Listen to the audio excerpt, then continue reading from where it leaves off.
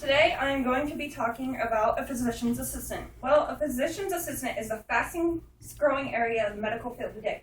According to PAsConnect.org, there are 86,000 certified PAs in the workforce today. Specifically, I will be talking about an orthopedic PA.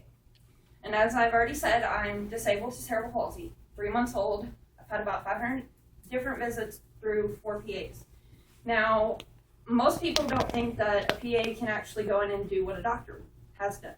But lately, they have been working on redoing the PA's exam to the point that you can go in, operate with surgery, you can start with your incision, and you'll hand tools into your surgeon. I'm fixing to get 2 plates on my knee, and the PA can actually go in, insert the plate and the screws, and the doctor just stands there while he puts that screw in to make sure it's in the proper place, so when you're bending your knee, it bends properly and has no major tear to the muscle that's already there. Now, if that PA doesn't do it correctly, it falls not only on the PA, but the doctor itself. The doctor takes care of the PA, so if it's done incorrectly, it can fall on the doctor as well. So the doctor can be very choosing on the PA that they decide to enlist into their practice. Now, in the next few minutes, I'm going to tell you about what is a PA, what education it requires, and what job opportunities are available after school and further into your experience.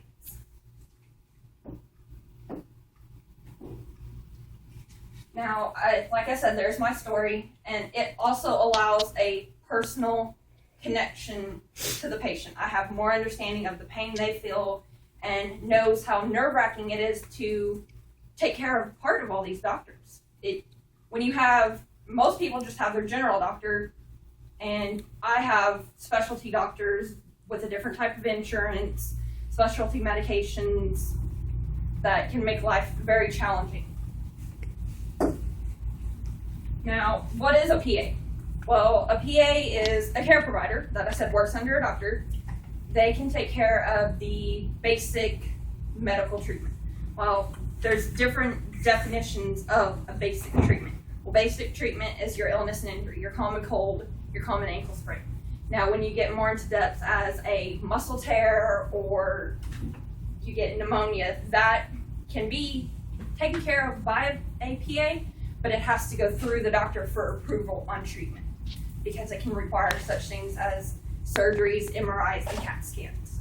Now, they also work under the doctor itself. So, according to your Sports Medicine Essentials book, a PA is a provider that works under the supervision of a licensed physician to provide quality care to the patient, making sure it is efficient. Now, what's classified as efficient care? Getting out in a timely manner, no tests that were unnecessary, no unnecessary visits. Who wants to pay for a test or visit that was not needed? Things are expensive nowadays.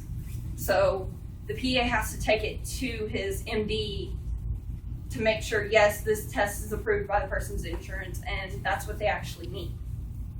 Now, what education do you need? How much schooling do you have to have? Well, first we have to have our undergraduates.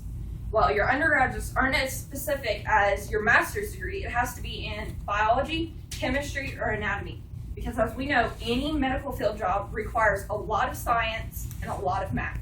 So we have to major in something about the body and knowing how the body works so we can perform the actions that are needed to take care of that person and what they need. And then when you get your master's degree, you have to have 2,000 hours of clinical rotations.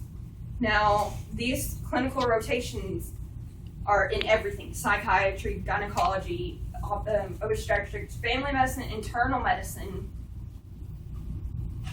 It takes everything. You've got to know not specifically what you're doing to obtain, but when you obtain for something such as orthopedics, you've got to know about that muscle function, the bone function, how that ligament of the body is going to perform. Because orthopedics is the function of walking and moving and letting you do what you need to do in your daily tasks. Now, when you perform these 2,000 hours, it's not hopping around from section to section. The nursing class for nursing transitions, they do a little bit of it too. But when you go up into PA, you're especially working on towards your licensure, your recertification, all the exams that you need to complete this, because you're working right under a doctor, so you've got to know what you're talking about. Now, according to the APA.org, you have to have 26 months, which is 3 academic years of just your master's degree. That's on top of your 4 years of an undergraduate school. So you're looking at least 7 years to become. Most graduate plans for a doctor takes anywhere from 8 to 10. So most people ask, why not become a doctor? Some people are not fit to become a doctor. So this is your next option to go under a doctor and work in a medical career, having your hands-on interaction with the patient, but not being a nurse. So next we'll go on to the licensure.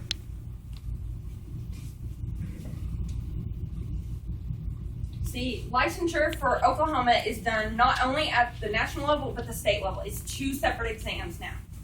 So what I've looked into, your state exam is about $500. Your national exam is $1,500. So you're looking $2,000 just to get a license. Now, it doesn't say you have to pass your state exam, but in my opinion, if you're gonna get it, you might as well pass your state exam before you go drop $1,500 to get a national license. If you don't know your state stuff, you're pointless on going and taking your national exam. Now, your national exam is also based off your clinical rotations. It's a written exam, an oral exam, and we gripe about getting fill-in-the-blanks now, but they're fill-in-the-blank questions. I've already looked at the exam. It's pretty much they give you the filler words, and you've got to plug everything else into the exam. The exam is timed for 3.5 hours. 250 questions. That's a lot. Especially for us that are very slow about thinking of what we could plug into that blank. That takes quite a bit of time. Now, once you get a license, you can start working. But once you're done with school, for that, you have your continuing education. Even Miss Caldwell has continuing education for her degree. She's got to go back to school and relearn, keep up with what society has changed into today. Now, 100 hours every 2 years. It can be something as basic as going to conventions over new orthopedic surgery techniques. Or it can be something as much as redoing your master's in a subcategory as in orthopedics in pediatrics, or orthopedics in your geriatrics for your older patients. Now, after you do that, every 10 years, it's 10 years from the day you passed your national exam, you have to go back and take that national exam again. Another $1,500, another setting of passing your exam. If you do not pass your exam, you have 3 months to go back and restudy, take it again. You fail it, you'll lose your license. They make you go back through and relearn, I think it's 1.5 years of school. After you've already paid for your 7 years and you've already paid that exam once and you've worked your 10 years, you don't want to go back to school for it because you've got to re-pick up what you might have forgot. We forget stuff on a daily basis from school. Forget 10 years of stuff, you're going to pay for it. So now that education is complete, what work's available? Well, according to PACE.edu, physician's assistants are found in all areas of medicine. They practice in family and internal medicine, emergency medicine, pediatrics, obstetrics, gynecology, surgery, orthopedics, psychiatry, as well as many other areas. Now, my common place that everybody would think of is the medical office. You got your adults, your children, your geriatrics. Now, the pie chart even says how many different places. Most people would think of a hospital or group practices under many doctors. they go all into the rural areas. You can go over to Africa, China, and still practice under your license. Now, you've got to go through a certain organization that's licensed with the U.S. to allow you to go over and have your licensure and practice without worrying about a malpractice situation. So, where else can you practice? Well, hospitals and surgery. Orthopedic injuries commonly require surgery, and not only just any surgery, emergency surgery. You have a motorcycle accident and you strain your muscle and it needs to be re-put in or attached. Well, an orthopedic's going to be the one to do it. So he's going to call up his team, he's going to call up his PA. They're going to come in, they're going to perform this immediate surgery and hopefully get you on your way. Now, what's assistant to the surgeon, you've got to know exactly what that surgeon is doing so you can have an idea of what's coming next towards your way, what the surgeon's going to look for from you. You are his extra set of eyes and ears to the problem of the patient. Now, finally, and a good spot to put yourself in is the military. The Veteran Affairs are commonly looking for surgeons. Right now, Muskogee VA is looking for PAs to help in different parts of the hospital. Now, when you go through military, you're looking at good benefits, good hours, good job stability. The only problem with this, they can move you around. And if they move you around, you've got to pick yourself and maybe even your family up to go with that. Military bases. You can go into the military bases in foreign countries or further in the United States and even stay with your family. Now, the problem with military bases is you get a hectic schedule. You live on the base, you could be called in at any minute to have a need for an assistant. Military hospitals. You've got your families, your women that their husband is overseas fighting, but they still get the military care. So you've got to be stable and ready to work. Now, I've just stated 3 different reasons on becoming an orthopedic assistant is a good choice in your life.